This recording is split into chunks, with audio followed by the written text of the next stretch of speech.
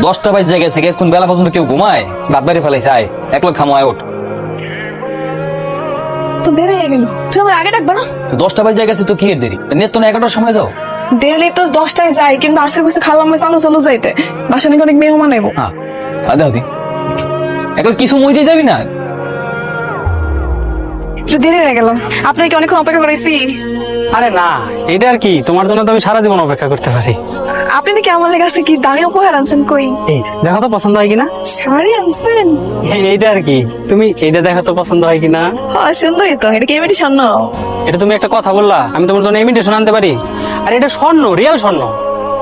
আল্লাহ গো, স্বর্ণের কানে তুলছেন আপনি আমারে? তোমার জন্য আনবো না আর কার জন্য আনবো?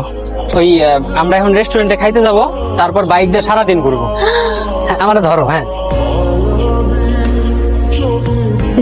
শাড়িটা কি সুন্দর, কত দামি একটা